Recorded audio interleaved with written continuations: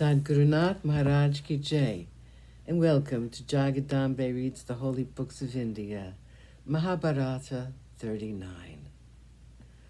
As you may remember, everyone believed that Arjuna was the greatest archer. Chapter 18, Eklavya the Nishada. There came one day to Drona, a dark young boy. He came near the Acharya when no one was about. He fell at the feet of the great Brahmin. He said, "My lord, I have come to you to learn archery. Please accept me as your pupil." Drona liked his manners. He looked at him kindly and said, "Who are you?" The youngster replied, "I am Eklavya. I am the son of Hiranyadanus, the king of the Nishadas." Drona would not take him as a pupil, as he was not a Kshatriya, but a Nishada. He told him gently, "My dear child, I cannot take you as my pupil. I have undertaken to train these Kshatriya princes. You will not be welcome here. I like you, but I cannot take you."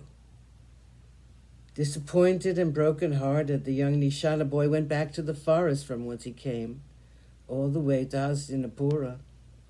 He bore no ill will toward Drona, but he was unhappy. Back in the forest, he made a figure of Drona out of mud with his own hands. He called this image his guru. Daily he would worship this image, and then he would practice with his bow. In a short while, he found that he was able to learn archery quickly. Such is the magnetism of desire. All one's consciousness and unconscious thoughts are drawn towards this one desire, and all one's actions become only echo of this voice of desire. It was even so with Eklavya. His love for archery and his love for his guru, who refused to take him as his pupil, not because he would not, but because he could not. These two loves made him think of archery and archery alone. He wanted to master the art, and soon he was adept in it. Once the Kuru princes and the Pandavas went to the forest on a picnic.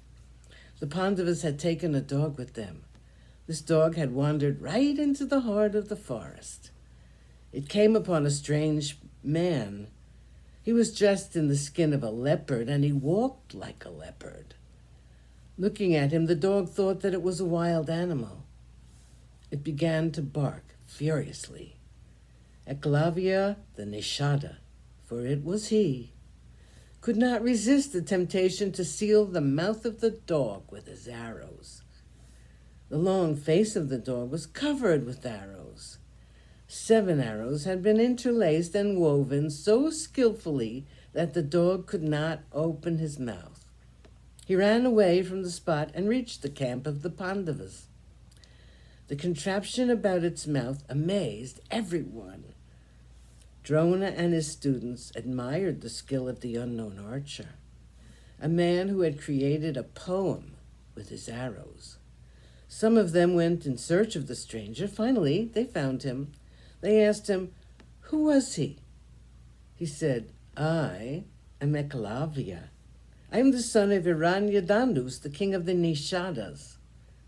When they asked him how he was able to work such wonders with his bow and arrows, Eklavya smiled a proud smile and said, "That is because I am the disciple of the great Drona." Sadhguru Nath Maharaj Ki Jai. Thank you for coming. I hope you come again.